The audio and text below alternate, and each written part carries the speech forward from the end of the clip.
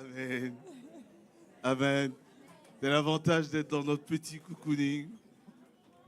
On peut se faire des petits câlins ensemble, se saluer. Amen.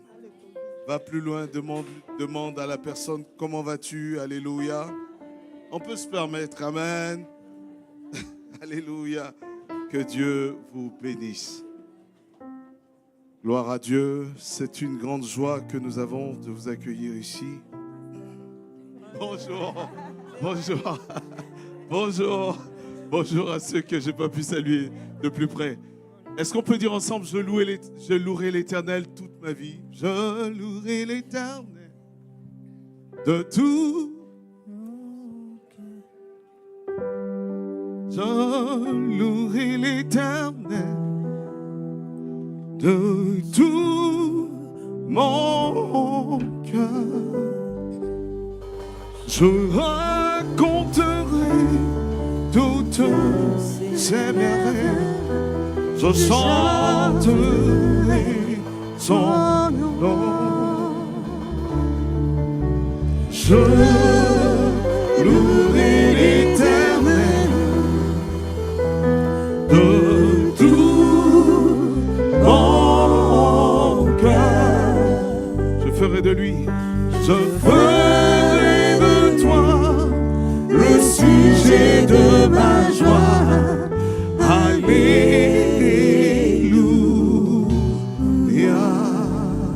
Encore une fois. Je louerai l'Éternel de tout mon cœur. Je raconterai toutes ces merveilles. Je chanterai son nom.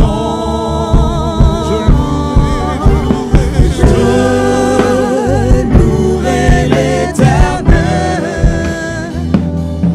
de tout mon cœur. Je ferai de toi le sujet de ma joie.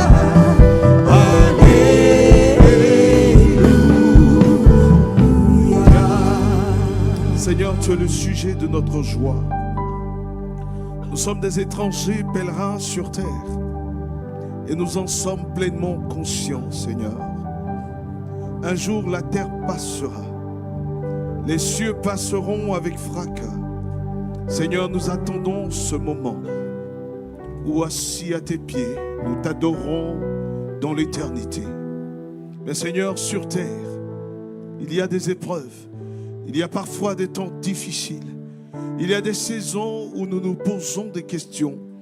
Nous prions, Seigneur, que tu continues à nous fortifier. Car sans toi, Jésus, nous ne sommes rien. Tu es le cep, nous sommes le sarment. Hors de toi, nous ne pouvons rien produire. Et nous ne sommes rien. Et nous voulons simplement, Père, te prier de parler à nos cœurs. Car il y a des moments où nous avons besoin de ressources pour avancer, de ressources pour continuer. Fortifie-nous ensemble. Quelqu'un est-il épuisé? Donne-lui la force ce matin. Quelqu'un est-il abattu? Oh Seigneur, apporte la consolation. Quelqu'un est-il dans le questionnement? Seigneur, apporte une réponse. À toi toute la gloire, dans le nom de Jésus. Amen. Alléluia.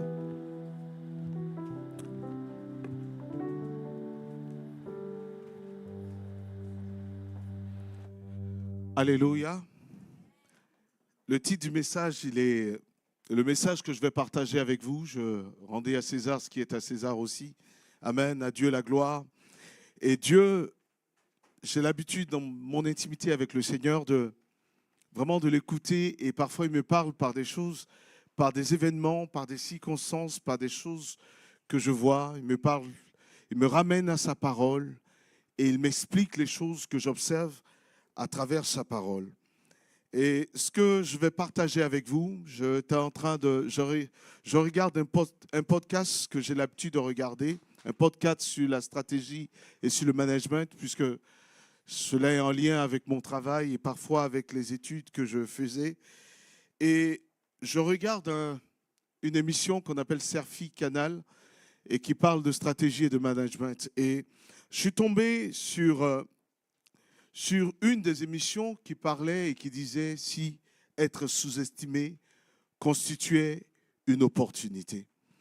Et alors que ce podcast parle de management, de stratégie, là, il va sortir de ce cadre et il va commencer à parler de choses. Et je me rendais compte que le fondement de tout ce qu'il avançait était totalement, il avait tout tiré de la parole. Et que la parole avait devancé la pensée de cet homme. Et que la parole établissait ces choses. Et donc ce thème, j'ai revu le thème et aujourd'hui je voudrais partager avec vous le thème si être sous-estimé était une opportunité déguisée. Amen. Et si être sous-estimé était une opportunité déguisée. Alléluia. La quête de la reconnaissance est profondément ancrée dans le cœur des hommes, dans la nature de l'homme. Nous aimons tous être reconnus. Depuis notre enfance, nous recherchons avant tout l'approbation des autres pour valider nos actions, pour valider nos choix, parfois même notre identité, nos exploits. Cependant, si on ne fait pas attention, cette recherche, si elle n'est pas encadrée par des perspectives bibliques et divines, elle peut se transformer en piège et en cycle de frustration. La reconnaissance des autres est souvent éphémère. Elle est subjective. Les attentes des hommes évoluent constamment. Tantôt, on va attendre telle chose de toi, tantôt, on va attendre une autre chose de toi. Et parfois, nos familles peuvent exercer sur nous des attentes qui sont fortes. Et parfois, cette approbation à notre égard, elle est instable. Un homme peut t'élever aujourd'hui et demain te rabaisser. Quelqu'un peut être ton ami aujourd'hui et demain te casser.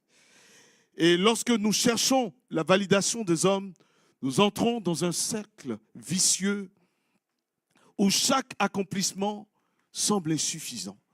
Et parfois, on rentre dans un cercle où on fait toujours plus et les autres ne sont pas satisfaits. Les gens nous demandent tellement.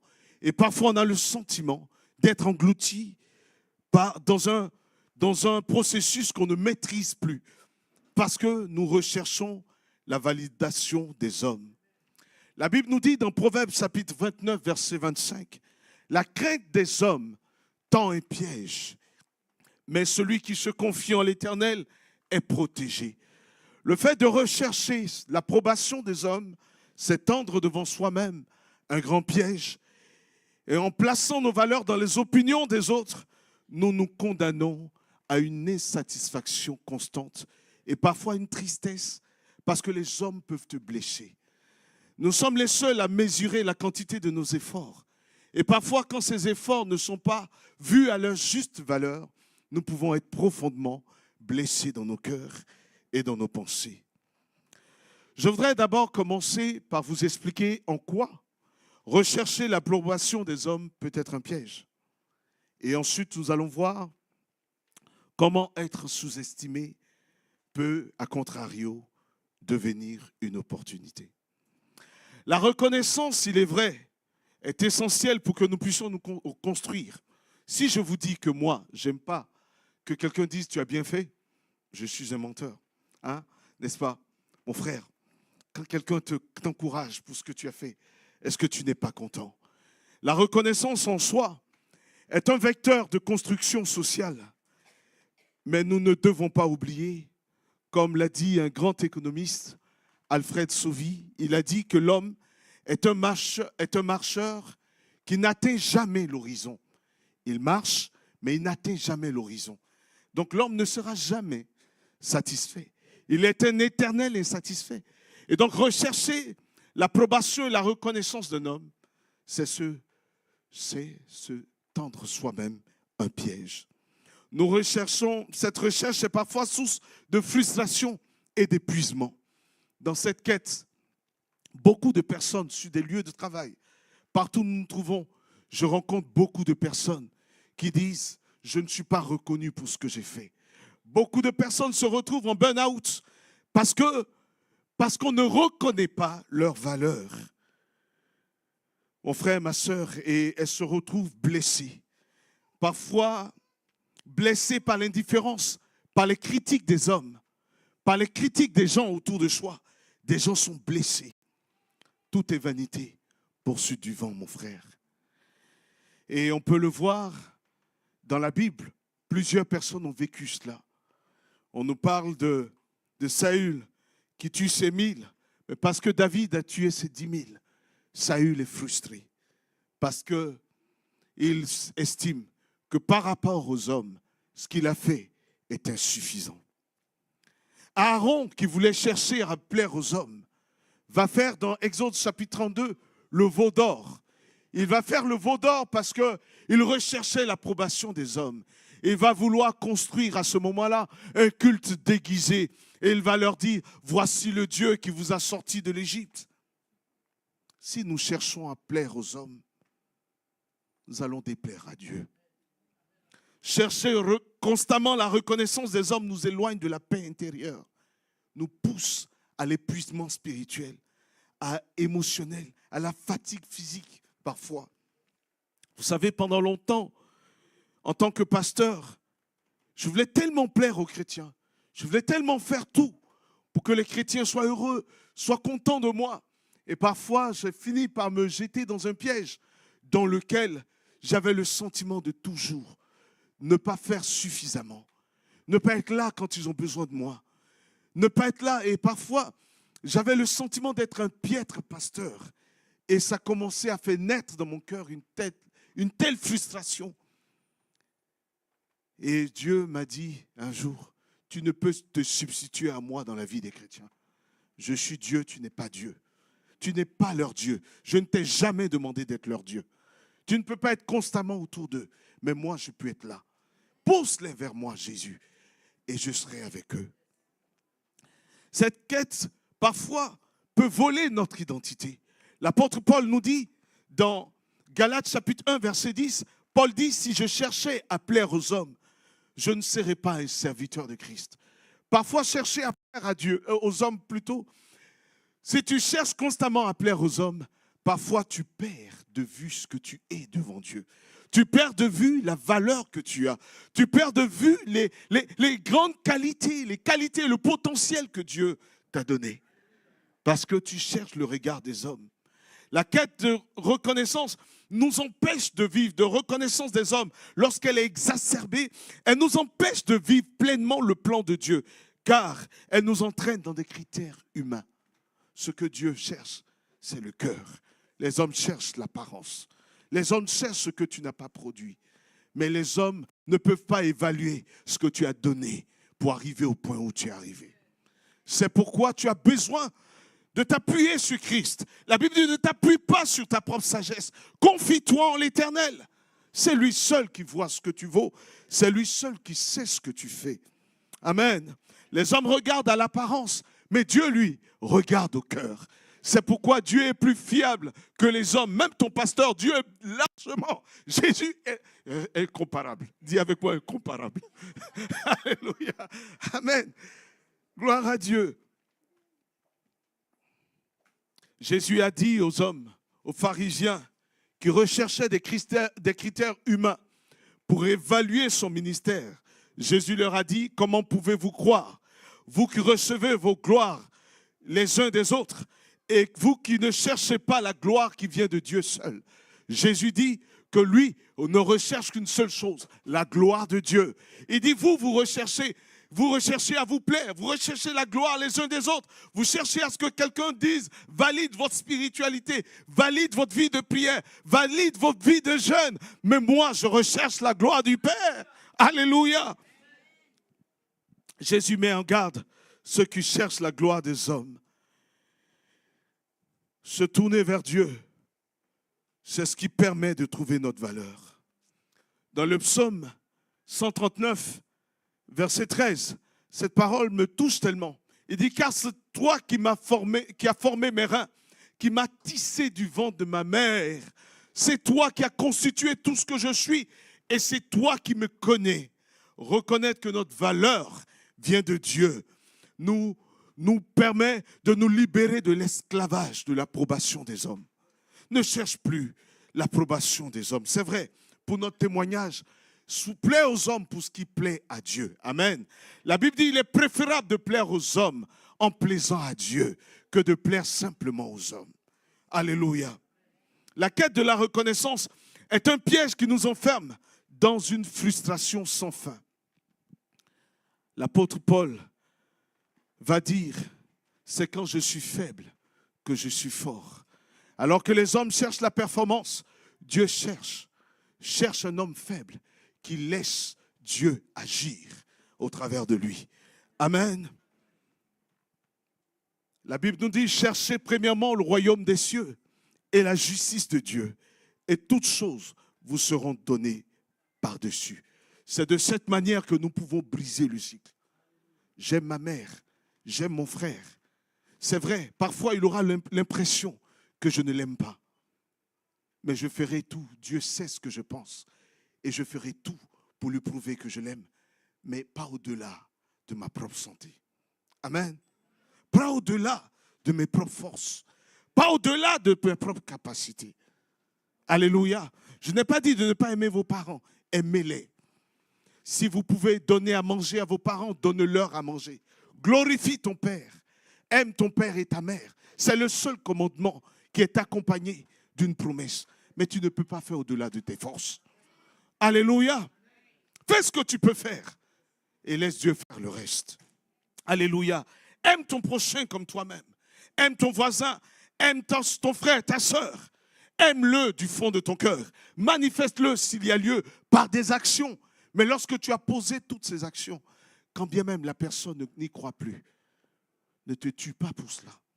Ne meurs pas pour cela.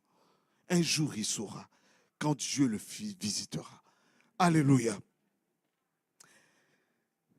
Mais au-delà de la reconnaissance des hommes, c'est de comprendre qu'il y a des cycles de la vie, il y a des moments dans ta vie où Dieu va faire qu'on ne te reconnaît pas, où Dieu va faire qu'on te sous-estime, où on n'a plus de considération pour toi. C'est là le thème du message. Il y a des moments où Dieu permettra que tu évolues dans l'ombre, où personne ne voit tes exploits, où personne ne voit tes victoires, où personne ne voit tes réalisations, où personne ne voit ce que tu es en train de faire. Il y a des moments où Dieu permettra expressement que les regards des hommes, que les applaudissements des hommes se détournent de toi.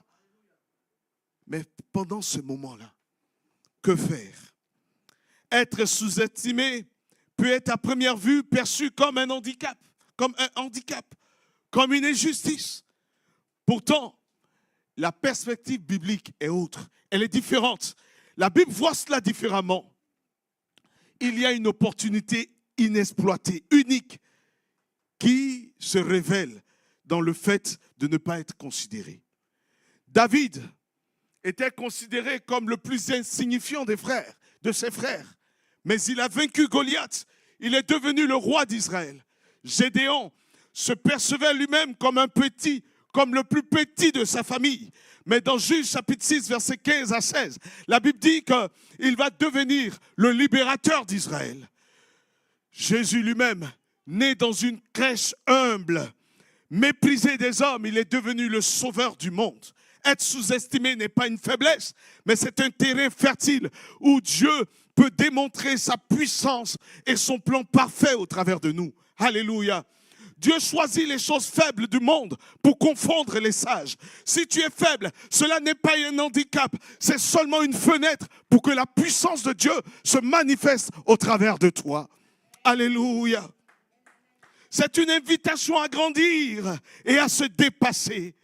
Fortifie-toi, prends courage. Ne t'effraie point, ne t'épouvante pas, car l'Éternel, ton Dieu, est avec toi tel un héros puissant. Amen. Ces moments sont souvent des phases de préparation. Des phases de préparation pour des responsabilités futures. Pour des missions beaucoup plus grandes que toi. Alléluia. Tout comme Joseph qui a été formé dans l'épreuve. Avant de devenir le gouverneur d'Égypte, Dieu est en train de te former. Jésus est en train de te former. C'est une liberté aussi face aux attentes des hommes. Quand personne ne s'attend à toi, quand personne ne te regarde, quand personne ne te voit, tu es libéré de la pression des attentes.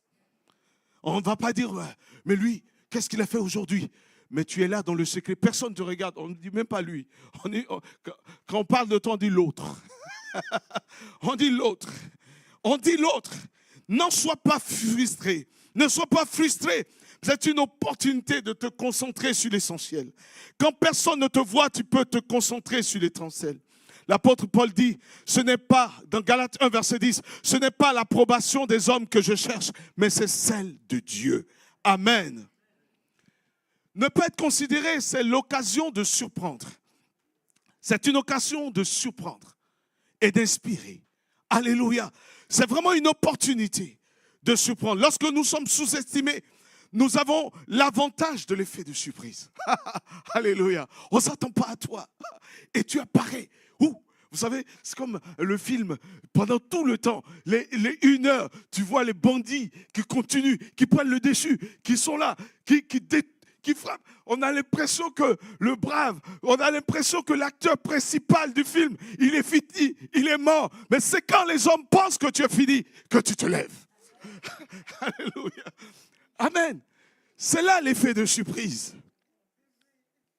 C'est là l'effet de surprise. David était méprisé. David était méprisé. Lorsqu'on appelait des personnes qu'on pouvait désigner comme roi d'Israël, il était oublié. Mais pendant que David était oublié, dans 1 Samuel chapitre 17, verset 34, David raconte son histoire. Quand Saül lui pose la question de savoir qui il est, il lui dit, ton serviteur. Alors que, je vous plante le contexte, il y a le Philistin Goliath, qui est à peu près 2,30 m, 2,40 m ou 2,50 m de haut. 2,40 m, 2,50 m de haut. À l'époque, ils étaient moins grands que nous. Ils étaient moins grands quand on découvre les squelettes de l'époque de David, l'époque de Saül. On voit qu'ils étaient moins grands. Mais Goliath avait près de 2,30 m de haut. Il était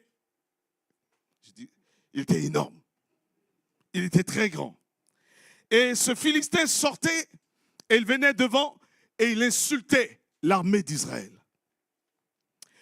Et David, alors que les soldats, eux, s'étaient entraînés à se battre contre les hommes, à se battre entre eux.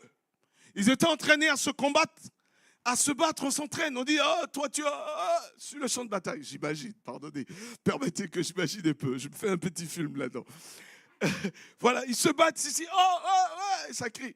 Mais là, ils voient quelqu'un qui a 2,30 m. Non, ça, je ne me suis jamais battu avec un tel physique. Ils sont tous terrifiés, horrifiés. Terrifiés de voir un tel géant. Mais David arrive et dit, moi, je veux le combattre.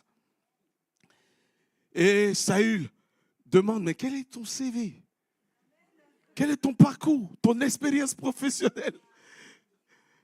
Regardez comment il parle de son expérience professionnelle. Il dit, ton serviteur, 1 Samuel 17, verset 34, ton serviteur faisait paître les brebis de son père. Là, on n'entend pas caserne. On n'entend pas char, on n'entend pas épée. Et quand un lion ou un ours venait en enlever une du troupeau, je courais après lui, je le frappais, j'arrachais la brebis de sa gueule. Et s'il se dressait, si l'ours se dressait, c'est-à-dire l'ours vient comme ça, mais au moment où il se dresse, amen, s'il se dressait, vous allez comprendre pourquoi je prends toutes ces images, s'il se dressait contre moi, je le saisissais par la gorge, je le frappais et je le tuais. Et c'est ainsi que ton serviteur a terrassé le lion et l'ours. Regardez la suite. Il en sera du Philistin, comme de l'un d'eux. En fait, le Philistin, un ours, quand il se lève, un ours polaire, quand il se lève, il a près de 2,50 m. Il se dresse sur ses pieds. Les soldats n'avaient jamais connu une telle bataille, un tel adversaire. Mais David avait connu un tel adversaire qui se tient en se dressant, il a 2,30 m. Je ne sais pas si tu comprends un peu. Quand il se dresse, il a 2,30 m. Ce genre d'adversaire, il a été préparé à ce genre d'adversaire, non pas dans une caverne, non pas dans une caserne de l'armée, non pas à la direction de l'armée, mais devant le trône de Dieu et dans le secret. Alléluia. Alléluia. Dans le secret. Et donc quand il regarde Goliath qui se dresse, David voit un ours. J'ai déjà combattu l'ours dans le secret. Alléluia. Quand il voit Goliath, il voit un ours. Il a été préparé dans le secret. C'est pourquoi je voudrais te dire ce matin, tes larmes sont ta préparation. Tes douleurs, tes questionnements sont ta préparation. Tes temps où tu as l'impression que ta tête va exploser, que tu n'en peux plus, que c'est un burn-out, tu vas peut-être lâcher prise. Mais je te dis, c'est ta préparation. Parce que tu vas gérer de grandes choses. Parce que Dieu va accomplir des choses extraordinaires. C'est l'ours le lion. Quand tu auras affronté l'ours le lion, quand tu verras Goliath, tu diras, j'en ai vu, plus furieux que lui. Ah, Goliath n'a pas les dents de l'ours. Et tu sauras que l'Éternel, qui t'a donné des batailles dans le secret, est capable de te fortifier. Dans Genèse chapitre 39, parlant de Joseph. Joseph a commencé d'abord par gérer la maison de son père. Il gère la maison de son père, il gère les biens de son père. Et là, les hommes disent non, c'est un mauvais gestionnaire, ses frères se lèvent contre lui. Mais Joseph avait à cœur de bien gérer, de bien organiser, de bien structurer. Il organisait, il mettait les choses en place, il évaluait.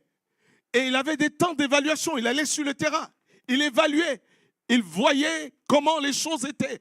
Est-ce que les choses étaient d'après l'instruction de son père? Et ses frères l'ont haï. Jamais personne n'a dit, Joseph, tu es un bon gestionnaire. Joseph, oh wow, il a un talent de gestion. Mais non, on a dit, celui-là veut se faire voir. Celui-là veut se faire voir. Il veut se faire aimer de notre Père. Il veut détourner notre Père de nous. Personne ne lui a délivré un master en management et en stratégie. Alléluia.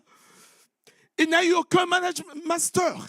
Mais il apprenait à gérer. Ce que tu es en train de faire dans le secret, la Bible dit Dieu ne méprise pas les faibles commencements. Ce que Dieu est en train de former dans ton cœur n'est pas négligeable. C'est pour des temps futurs où la gloire de Dieu se lèvera au travers de toi. Où le royaume s'étendra par la main de Dieu qui est en train de te former dans le secret. Alléluia. Joseph arrive chez Potiphar. Il gère bien. La grâce de Dieu est sur lui. Il est dit que l'Éternel était avec lui et la prospérité l'accompagna. Il habitait la maison de son maître, l'Égyptien. Son maître vit que l'Éternel était avec lui et qu'il faisait prospérer entre ses mains tout ce qu'il entreprenait. Joseph trouva grâce aux yeux de son maître qu'il employa à son service. Il établit sur sa maison et à la fin de l'histoire, la Bible dit Joseph arriva en prison. Accusé, arriva en prison. Bon gestionnaire, mais aucune reconnaissance humaine. Le prix de sa gestion, c'est la prison. Ce que les hommes ont trouvé pour rétribuer ses efforts, c'est le mettre en prison. Aucune certification, aucun MBA, Master in Business Administration, rien. Prison. Il se retrouve en prison, mais il ne baisse pas les bras. C'est un gestionnaire. Ne néglige pas ce que Dieu a fait. Si personne ne certifie les dons et les compétences que tu as, elles sont certifiées par plus haut, par l'Éternel des armées. Alléluia. Tes compétences sont certifiées. Être mère est une compétence. Alléluia. Être frère et sœur est une compétence. Tout ce que tu as vécu est une compétence. Ils étaient tous sous-estimés. Ce que j'ai évoqué. Étant sous-estimés, nous avons l'opportunité, quand on est sous-estimé, de rediriger la gloire sur Dieu. Amen. Quand tu es sous-estimé, David est devenu un adorateur comment? Pas lorsqu'on lui a dit d'aller adorer devant. Pas lorsqu'on a dit David viens chanter devant Saül. Ce n'est pas à ce moment que David devient un adorateur. Mais David devient un adorateur lorsqu'il aperçoit ce Dieu qui le délivre de l'ours et du lion.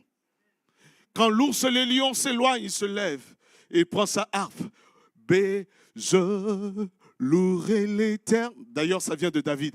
De tout mon cœur, je raconterai toutes ses merveilles. Je chanterai son nom. Dans le secret était en train de naître l'un des plus grands adorateurs. L'homme dont Dieu dira, c'est l'homme selon mon cœur. Parce qu'il savait amadouer Dieu dans ses souffrances, dans ses petites victoires. Il a connu que l'Éternel était grand par sa force et par sa puissance. Et il pouvait parler de lui, non pas comme une information, mais parce qu'il savait celui en qui il a cru. Alléluia. Tu apprends à donner gloire à Dieu quand tu es dans l'indifférence. Souvenons-nous de Jean-Baptiste qui baptisait beaucoup plus lorsqu'il était dans l'ombre et que ses disciples vont dire, mais celui que tu nous as présenté au Jourdain, il baptise plus que toi. Il fait plus que toi. Il avait compris que c'était la saison. Il était à la place. Il dit, il faut qu'il croisse et que je diminue. Amen. L'apôtre Paul, dans 2 Corinthiens chapitre 12, verset 9, il dira, il m'a dit, ma grâce te suffit, car ma puissance s'accomplit dans la faiblesse. Je me glorifierai donc volontiers dans mes faiblesses, afin que la puissance de Christ repose sur moi. Un chrétien faible est le chrétien le plus puissant. Quand nous semblons faibles, c'est là que nous sommes les plus forts. Amen. L'apôtre Paul dit, c'est pourquoi je me plais dans les faiblesses, dans les outrages, dans les calamités, dans les persécutions, dans la détresse pour Christ. En fait, l'apôtre Paul dit, ce qu'il appelle faiblesse, c'est toutes ces persécutions, ces injures, ces manques de reconnaissance, ces oublis. Tu fais du bien, mais demain, quand on te demande et que tu n'as pas, on veut te détruire. On oublie même ce que tu avais fait par le passé. On veut te détruire parce que, pourquoi il demande? Mais la Bible dit que la puissance de Dieu s'accomplit dans la faiblesse. C'est pourquoi n'aie pas peur des outrages, n'aie pas peur des injures, n'aie pas peur des calamités, n'aie pas peur des persécutions et de la détresse dans laquelle tu es. Car Jésus te rend plus fort. Il est en train de te préparer. C'est l'opportunité. L'opportunité est cachée dans le mépris. Pendant que les hommes te méprisent, c'est une opportunité. Parce que Dieu s'apprête à faire ce qui n'est pas monté dans les oreilles des hommes. Ce que l'homme n'a pas entendu, ce qui n'est pas monté dans le cœur de l'homme, cela a été préparé pour ceux qui l'aiment, ceux qui tiennent ferme, lorsque les hommes les oublient, lorsque les hommes ne les considèrent pas. 1 Corinthiens chapitre 2, verset 9. Je vais aller rapidement pour qu'on prenne le temps de prier. Le fait d'être sous-estimé te permet de frapper fort lorsque personne ne t'a vu venir. David, le berger méprisé, est venu vaincre Goliath. David avait été préparé. Et son triomphe contre Goliath, alors que son frère, lorsque David a dit, moi je combattrai, Eliab, tu trouveras des Eliab sur ton chemin. Des gens qui diront, toi tais-toi là. À chaque fois que tu parles, on dit, quelqu'un a parlé là? Quand tu parles, on ne t'écoute pas. On écoute les... Oui, on sait que tu as parlé. Toi, tu voulais dire quoi? Au suivant là. Quand on ne te considère pas, personne n'attendait ce jeune berger. Personne ne pensait qu'il pouvait défier Goliath. Son frère lui-même l'a méprisé. Ce mépris initial est l'ouverture de la voie de la destinée royale. Il avait l'onction, Mais le commencement de la voie, la manière dont ça va commencer, les premiers pas, ça va commencer par le mépris d'Eliab. Ce mépris n'est qu'un commencement. Ne regarde pas le mépris de tes frères, de tes sœurs ou bien de tes amis, de tes collègues comme une fin en soi. Mais c'est le commencement de la gloire de Dieu. Ils t'ont oublié, ils reviendront te chercher. Je vous ai raconté l'histoire, cette histoire où j'étais allé chercher un stage dans une entreprise.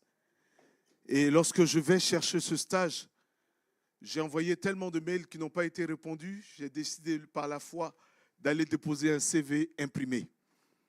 J'ai marché, c'était à Abidjan, l'entreprise se trouvait dans un endroit un peu isolé. Et j'ai marché sous le soleil ardent, vraiment un vrai soleil. Et j'arrive dans ce lieu-là pour donner mon CV. J'arrive, je dis bonjour au vigile plutôt. J'étais tout en sueur, vous voyez. Et puis le vigile me regarde, dit, pousse-toi, quelqu'un d'autre derrière. Oui, monsieur. Et pendant ce temps, moi, je suis à côté, j'attends. J'attends. Après, il me dit, bon, toi là, qu'est-ce que tu veux? J'ai dit, je veux voir le DRH pour déposer mon CV.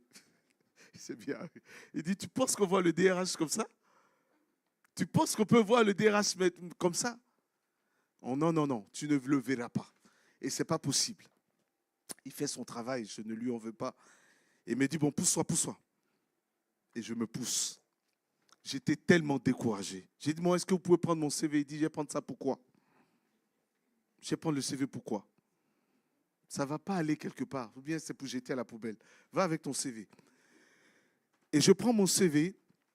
J'étais tellement fatigué que le chemin retour, je ne pouvais pas le prendre tout de suite. Donc je me suis assis à côté, au bord du trottoir, ce qui était surélevé. Et pendant que j'étais assis au bord du trottoir qui était surélevé, j'étais en train de penser, le gars là, il est méchant. Il est méchant. Il est mauvais. Qui s'est jamais dit ça? Alléluia. Il est en train de me dire, mais vraiment, il y a des vigiles méchants. Et puis, je prends un homme, pendant que ma tête a baissé, qui vient. C'était, je pense que s'il suit ça, il va se reconnaître. Le docteur Kone Miaman, qui vient, qui dit, bonjour, on se connaît? Je ne le connais pas. Non, on ne se connaît pas. Il dit, bonjour, mais votre visage me dit quelque chose. Je dis, non, on ne se connaît pas. Il dit, bon, qu'est-ce que vous êtes venu faire? J'ai dit, je suis venu chercher un stage. Il dit, ah bon? Dans quel domaine? J'ai dit, non, j'ai fait des études dans tel domaine. Il dit, bon, viens avec moi. Viens. Tu as ton CV sur toi? J'ai dit, oui. Il dit, viens avec moi. Et là, je passe devant le vigile, mesdames.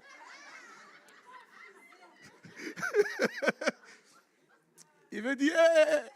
Il dit, non, il est avec moi. Donc, j'entre. Il me dit, je te prends en stage dès demain. Amen.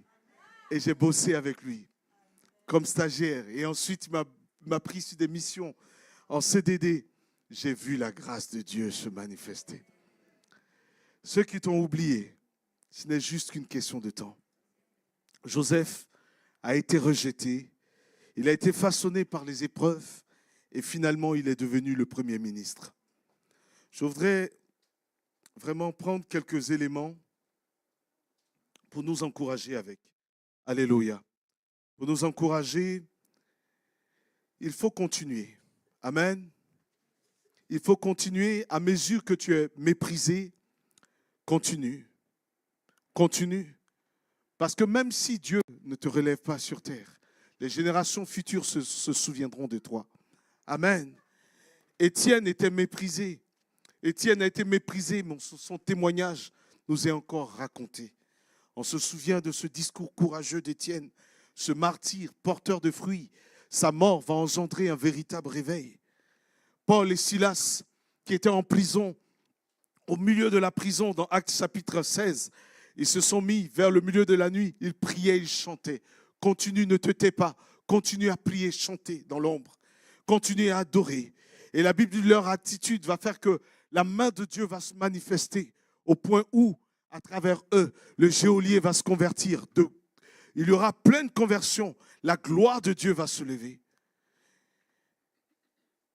Paul et Barnabas ont été rejetés à Antioche, ils sont retournés. Ils se sont tournés vers les païens. Lorsqu'ils ont été rejetés, ils vont se recentrer sur leur mission. Parfois, le rejet nous recentre sur notre mission. Ils sont allés vers les Juifs vont les rejeter et ils vont se recentrer vers des païens. Et l'apôtre Paul deviendra l'apôtre des païens. Et aujourd'hui, l'apôtre, notre apôtre, qui a été celui qui a annoncé l'évangile et par lequel aujourd'hui nous sommes sauvés. La puissance de Dieu dépasse les mépris humains. Dieu ne tient pas compte des mépris. Peut-être que tu te dis tu n'as rien, mais considère la grâce qui est sur toi. La Bible il est d'ici Pierre et Jacques ils allaient au temple. Pierre et Jean plutôt allaient au temple dans Actes chapitre 3. Lorsqu'ils passaient, celui qui était assis là, il les a regardés passer comme d'autres. Il a tendu la main. Et puis, l'apôtre Pierre et Jean vont dire au boiteux, ils vont lui dire, nous n'avons ni argent ni or.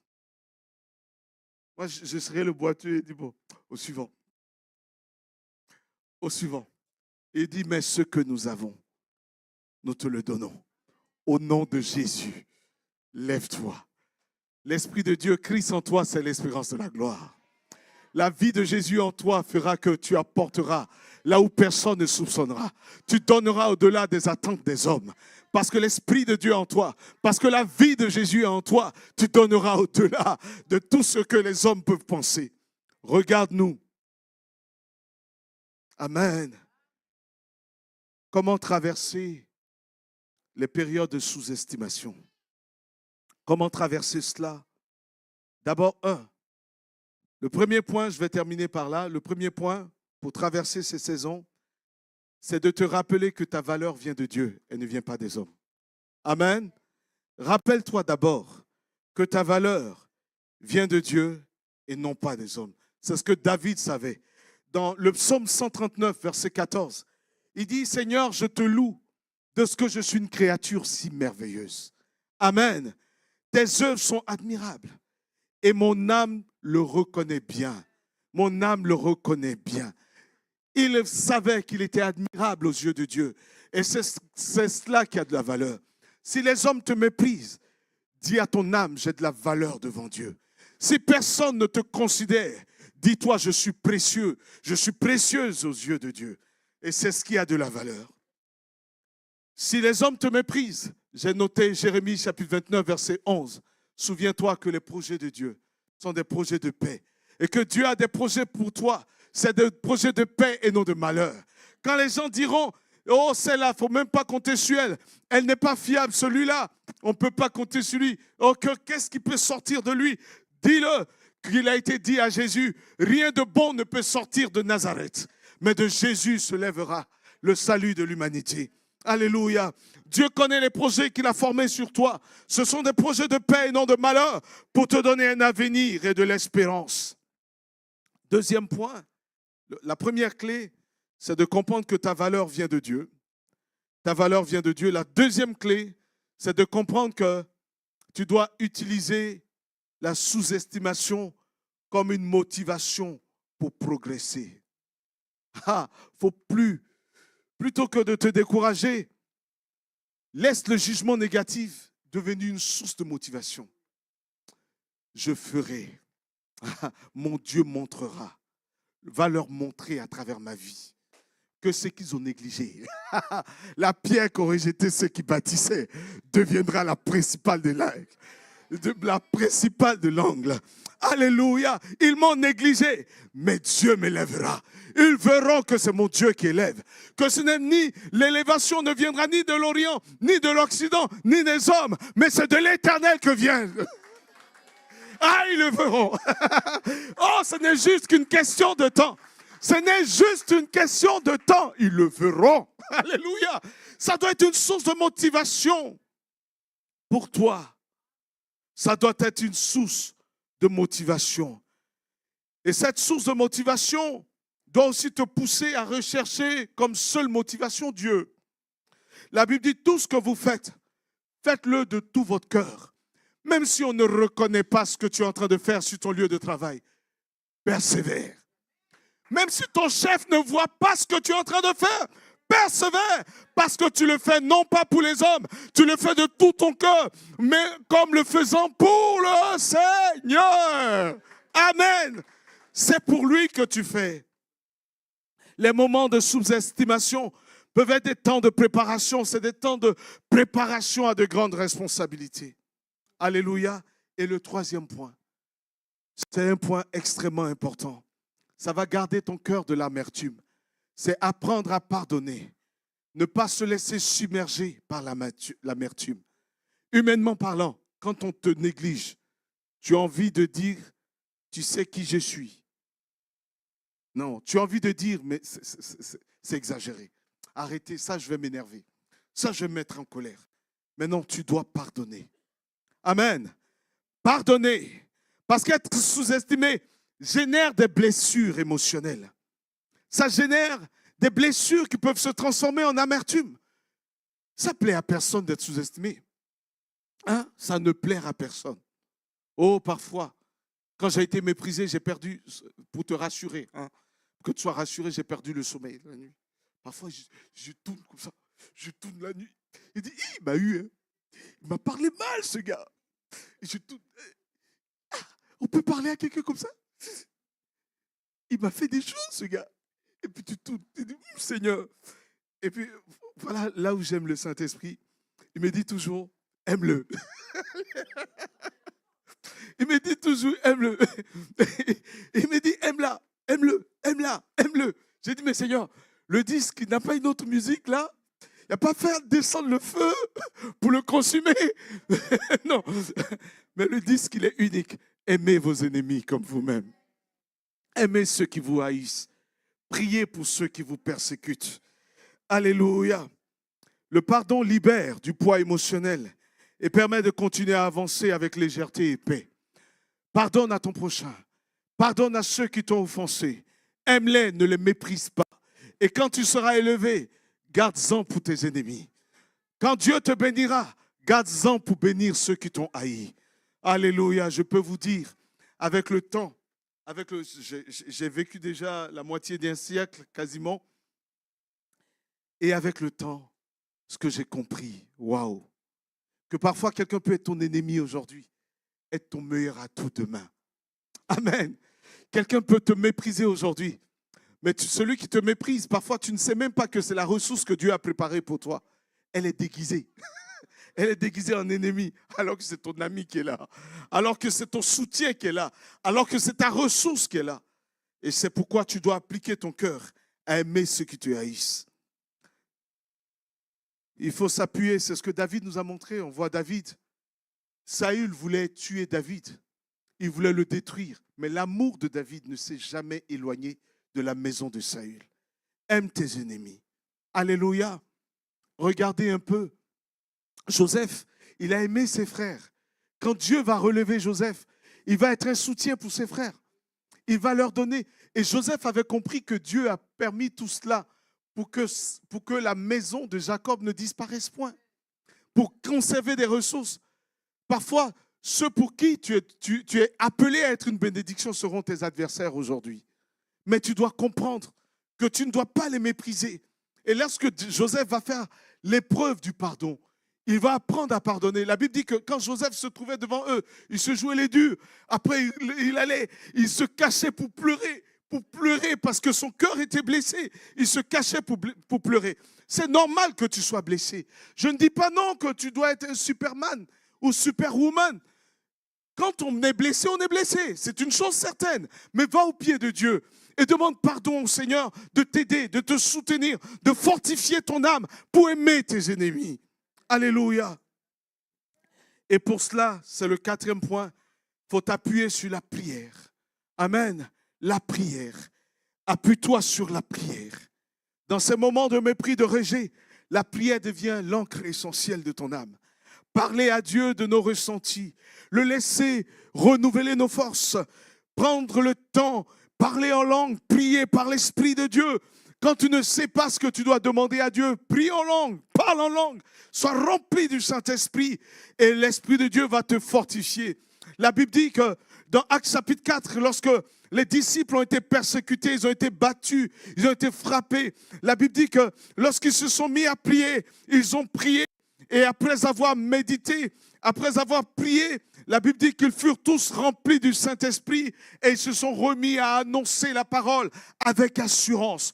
Demande à l'Esprit de Dieu de te remplir. Prie par l'Esprit. Sois rempli du Saint-Esprit. Vous savez, lorsque l'Esprit de Dieu est en toi, il te remplit de joie, il te remplit de paix. Le Saint-Esprit en nous remplit de joie, une joie qui ne dépend pas des circonstances. La joie de Dieu sera ta force. Amen. La joie de l'Éternel sera ta force.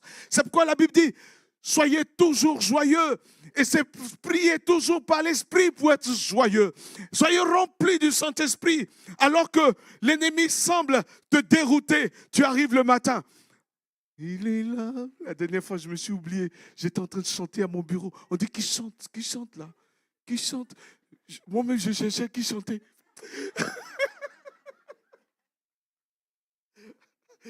Je cherchais.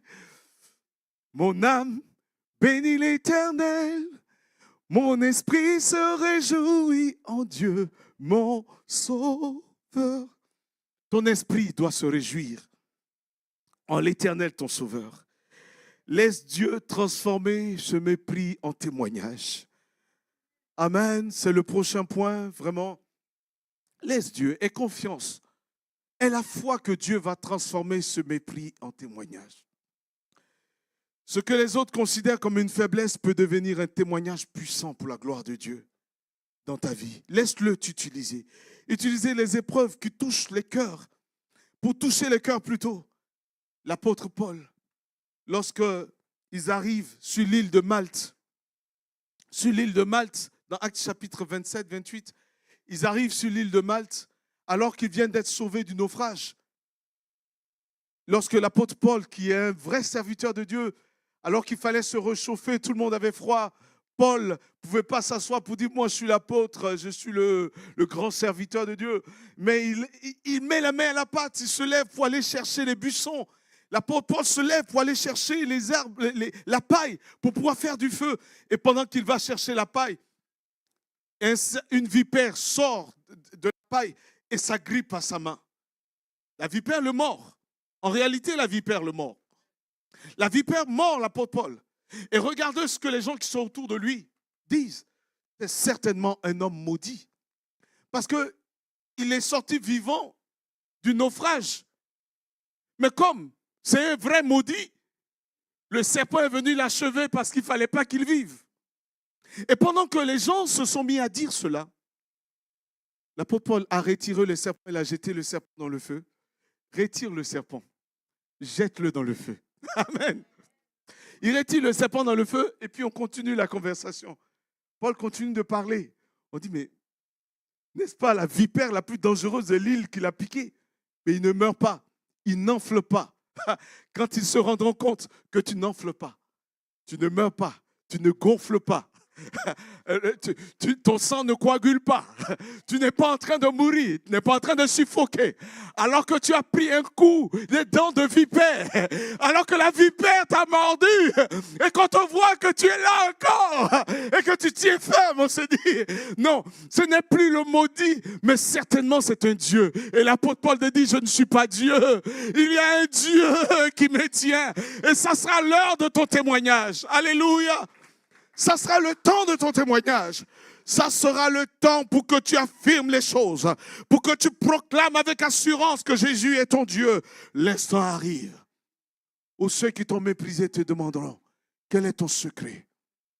Et alors, avec assurance, tu diras, il est là. Tu peux le dire en chant. Je t'autorise. Vas-y, ma soeur, continue.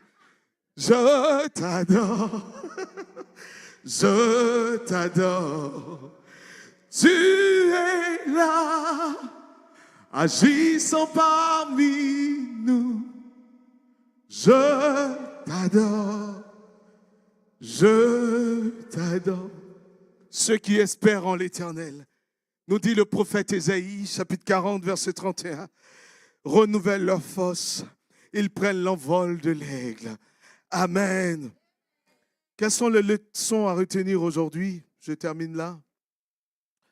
5 leçons à retenir. Le mépris n'est pas une limite, mais c'est une opportunité. Tout comme les apôtres, tout comme David, tout comme tous ces héros de la foi que j'ai cités, Daniel et les mots, le temps me manquerait pour citer tous ces héros de la foi. Dieu peut utiliser les moments de rejet pour ouvrir des portes inattendues, des portes inespérées. Amen. Deuxième chose que je voudrais que tu retiennes, c'est que la puissance de Dieu se manifeste dans la faiblesse. Ce que le monde considère comme insignifiant est souvent le point de départ d'une grande œuvre venant de Dieu. Amen.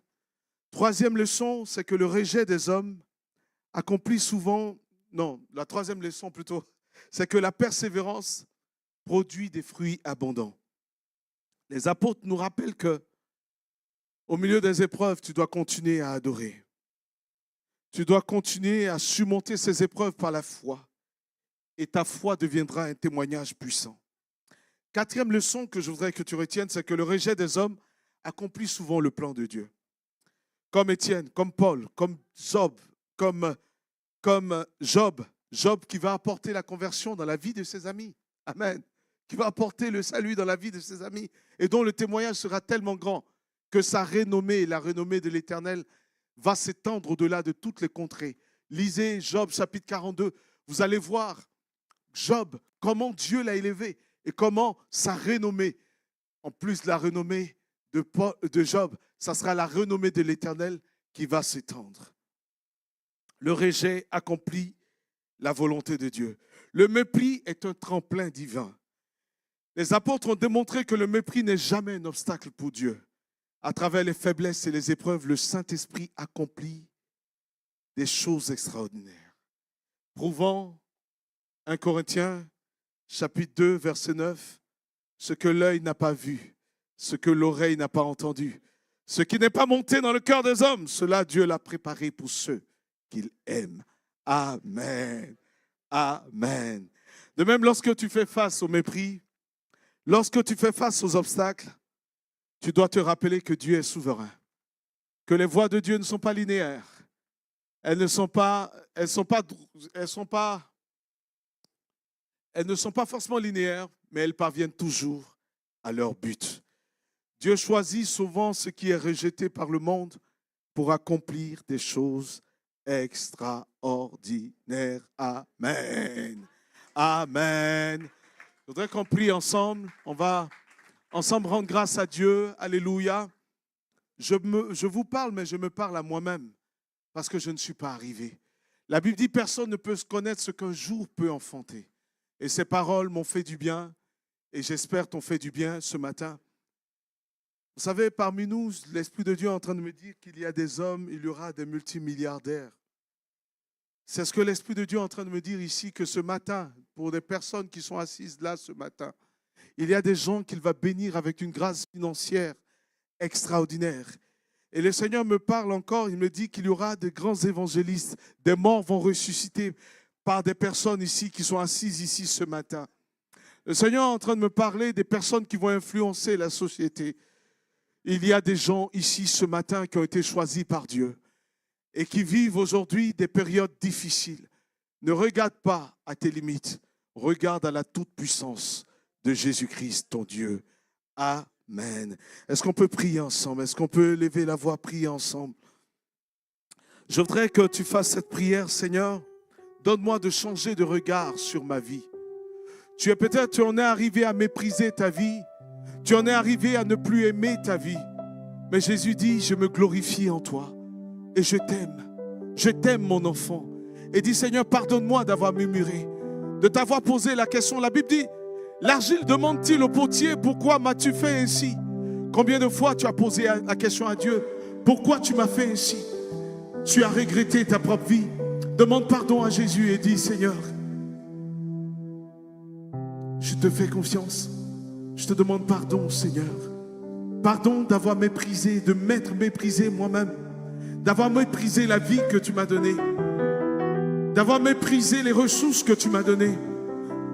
Demande pardon au Seigneur. Prenons ce temps pour dire, Seigneur, je reconnais que je t'appartiens.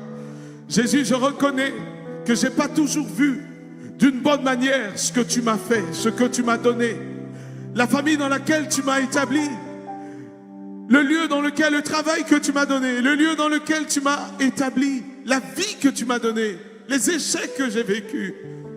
Je n'ai pas toujours vu d'un bon œil ce que j'ai traversé. Élève la voix, prie avec moi. Prie avec moi, pardonne-moi Seigneur. Mon identité se trouve en toi, non dans les circonstances que je vois maintenant. Jésus, tu es mon identité. Je te rends grâce de ce que tu as fait de moi une créature si merveilleuse. Je te rends grâce de la vie que tu m'as donnée. Élève la voix, dis-le lui. Jésus veut t'entendre, il t'écoute maintenant. Parle-lui, dis Seigneur, merci. Tu es en train de renouer avec ta destinée prophétique. Merci Seigneur pour le mari que tu m'as donné, pour la femme que tu m'as donnée. Même si je ne comprends pas, même si je ne vois pas, même si je ne sens pas. Alléluia. Alléluia. Prie, prie, prie, prie. Merci pour la vie, Jésus. Alléluia. Merci pour mes échecs. Merci pour mes victoires. Merci pour les instants de tristesse, les instants de doute. Merci Seigneur. Je vois des hommes et des femmes qui se reconnaissent à leur destinée prophétique. Je sens des hommes et des femmes qui sont en train, par cette prière, de se reconnecter à cette destinée prophétique. Non, non, ton Dieu ne t'a pas oublié. Une mère abandonne-t-elle son enfant? Même si une mère abandonne son enfant, l'Éternel ne peut t'abandonner. L'Éternel ne t'a pas abandonné. Il ne t'a pas laissé, il ne t'a pas délaissé. Je sens l'Esprit de Dieu restaurer des sentiers qui étaient abîmés par la tristesse, par l'amertume. Je sens la main de Dieu agir dans les cœurs pour rétablir les choses.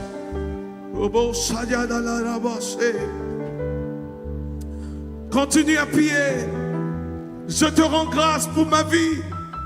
Je te rends grâce pour la famille dans laquelle tu m'as établi. Elle n'est pas toujours ce que je voudrais, mais je sais que tu as un plan pour cette famille. Je te rends grâce pour les enfants que tu m'as donnés. Élève la voix.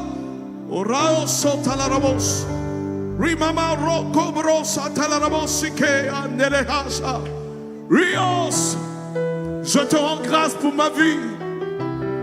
Je te rends grâce pour ma vie. Je te rends grâce. Je ne suis pas encore accompli, mais je te rends grâce. Je ne suis pas encore accompli, mais je te rends grâce. Élève la voix, prie mon frère, ma soeur. Alléluia.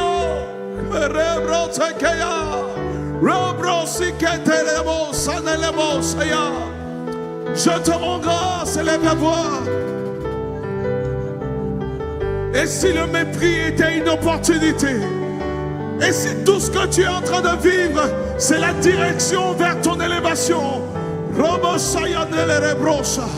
élève la voix, prie, sens-toi libre, parle à ton Dieu ce matin.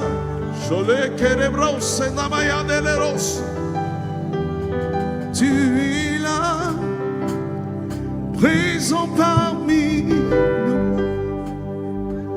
Je t'adore. Les chants, aidez-moi. Je t'adore.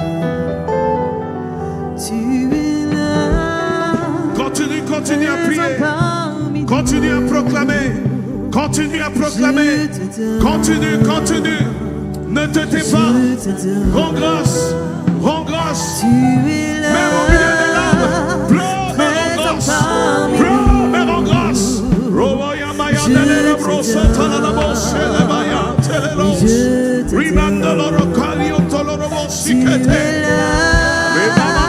Agissant parmi nous.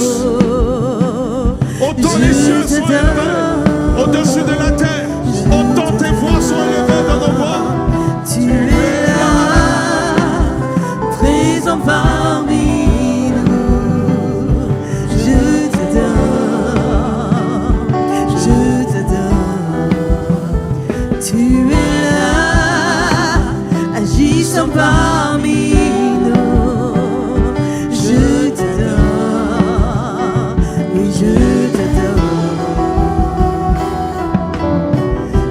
ce chemin, opère des miracles. Tu tiens tes promesses, lumière dans les ténèbres. Mon Dieu, c'est ce que tu es. Tous ensemble, tous Tu ensemble. traces un chemin, opère des miracles. Tu tiens tes promesses, lumière dans les ténèbres. Mon Dieu, c'est ce que tu es. Tu traces un chemin, opère des miracles. Tu tiens tes promesses, lumière dans les ténèbres. Mon Dieu, c'est ce que tu es. C'est ce que tu es. C'est ce que tu es. C'est ce que tu es. C'est ce que tu es. C'est ce que tu es. C'est ce que tu es. C'est ce que tu es. C'est ce que tu es. C'est ce que tu es. C'est ce que tu es. C'est ce que tu es. C'est ce que tu es. Tu es là, transformant le cœur. Je te donne, oui je te donne. Tu es là, guérissant nos vies. Oui je te donne, oui je te donne. Tu es là, transformant nos vies. Oui je te donne, oui je te donne. Tu es là, tu restaures les cœurs brisés. Je t'adore, oui je t'adore. Tu traces un chemin, opère des miracles. Tu tiens tes promesses, lumière dans les ténèbres. Mon Dieu, c'est ce que tu es. Tu traces un chemin, opère des miracles. Tu tiens tes promesses, lumière dans les ténèbres. Mon Dieu, c'est ce que tu es. Tu traces un chemin, opère des miracles. Tu tiens tes promesses, lumière dans les ténèbres. Mon Dieu, c'est ce que tu es. Tu traces un chemin, opère des miracles. Tu tiens tes promesses, lumière dans les ténèbres. Mon Dieu, c'est ce que tu es. C'est ce que tu es. C'est ce que tu es. C'est ce que tu es. C'est ce que tu es. C'est ce que tu es. C'est ce que tu es. C'est ce que tu es. C'est ce que tu es. Amen. On acclame Jésus. Alléluia pour notre Seigneur. Alléluia pour le roi des rois. Alléluia pour le Sauveur. Pour notre Père céleste. Amen. Amen. Merci Jésus. Je vais passer au temps. Qui était à l'annonce. Dieu vous bénisse pour votre adoration, votre louange. Est-ce qu'on peut bénir Dieu ensemble? Est-ce qu'on peut se tenir debout et dire merci Jésus pour ce culte? Est-ce qu'on peut ensemble élever la voix? Seigneur, nous voulons te rendre grâce, nous voulons t'honorer, te bénir. Seigneur, merci pour ta grâce qui repose sur nous. Merci pour ta faveur. Merci pour ta bénédiction. Merci pour la consolation que tu as apportée, Seigneur. Tu as donné une direction à ce culte. Dès le départ, tu nous as fortifiés. Nous disons que tu es avec nous pendant la tempête, pendant l'orage, même si les océans se déchaînent. Seigneur, à travers les chants, tu nous as parlé. À travers, Seigneur, les paroles prophétiques. À travers la prière, à travers tout ce qui s'est passé. Seigneur, tu as été là, présent avec nous, Seigneur. Et maintenant que nous allons partir, Seigneur, nous te prions que le bon dépôt de ta parole, Seigneur, ne soit point perdu. Dans le nom de Jésus, merci, Seigneur. À toi toute la gloire. Merci de raccompagner chacun et de bénir chacun dans le nom de Jésus. Amen. Bon dimanche à tous. Salut quelqu'un.